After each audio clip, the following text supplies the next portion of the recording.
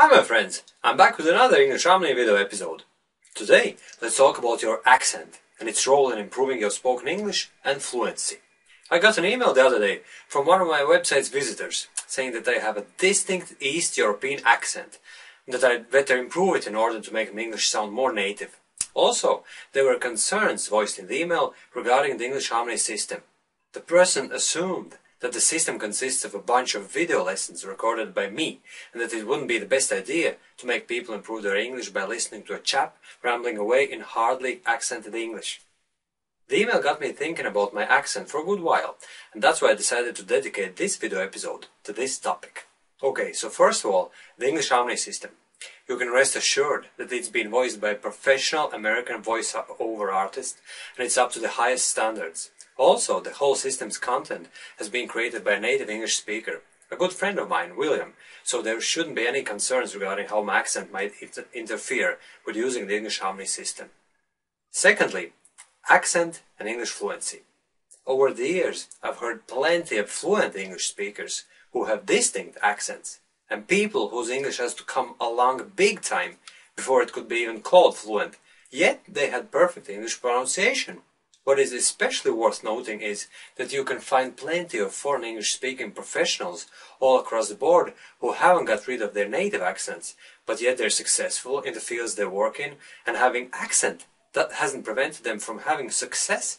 So here the next question arises. How important is it to get rid of your native accent and work on your speech in order to simulate British or American English pronunciation? Personally, I wouldn't put accent reduction on the top of the to-do list for foreign English speakers who want to improve their English. Why? Okay, here's why. My conviction is that foreign English speakers are very often led astray by being told to focus on the wrong things when improving English. The main focus always needs to be put on learning fluent English speech, full stop. Other aspects of English studies, like improving your reading and writing, come underneath it.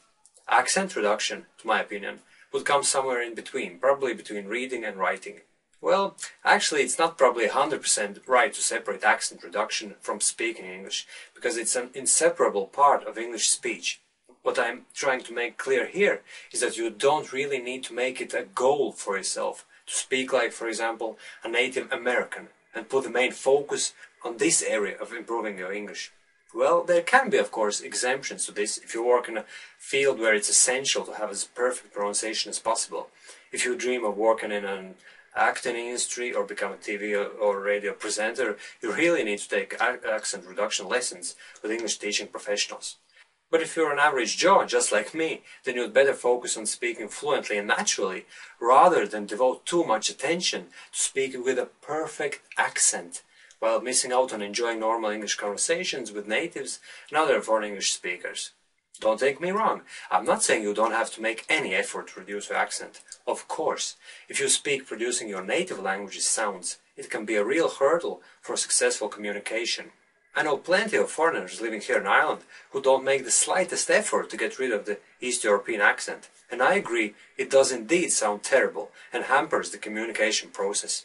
However, anyone who has spent reasonable amount of time learning English, then improving it, and also speaking quite a lot, will naturally lose some of their native accent. Of course, you have to be conscious of the sounds you produce, and you should try to speak as closely to correct English pronunciation as possible. But I'll say it again, my point is that you don't have to focus too much on it, and assign too much importance to the way you pronounce words when speaking English. Do your best, but don't stress out if you have still retained some of your accent. It's part of your identity, and if a Spanish accent, for example, is considered to be cool, why would any other language be worse? And now, let's discuss specific English sounds and see how important it is to pronounce them right. First of all, we have the famous TH sounds, th and the. The proper British or American English speakers pronounce them exactly as I just said, thick and the. If you get them right, and if it comes natural for you, fair enough. But I know for a fact that plenty of foreign English speakers struggle with them and pronounce them like s, saying thank you, or z, like in this is. It does sound wrong, so better replace them with t and d. Thank you and this is sounds a whole lot better. And by the way, it's exactly how English is spoken in Ireland by natives. And by the way, did you know in some areas of London the th sounds are pronounced as f and v. They say things instead of things, and bother instead of bother. If they can speak like that, who can look down on you for saying things? Okay, next let's look at the R sound. In my native Latvian, we pronounce it hard, r. So my name would be Robbie instead of Robbie. I find it quite easy to pronounce the R's softly, but some foreigners could be struggling with it. Once again, if you can't achieve the perfect R sound, don't try to choke on your tongue after hundreds of unsuccessful attempts. Try to find a sound that's somewhere in between and that you're comfortable with. For instance, if you naturally pronounce the R sound very hard, like river, then try to make it at least less pronounced. If you can't get it completely right, like river, then river will be much better. And the same goes with other English sounds. If you can get them right and you sound almost like a native English speaker, great! I'll say it once more. I'm not against proper pronunciation.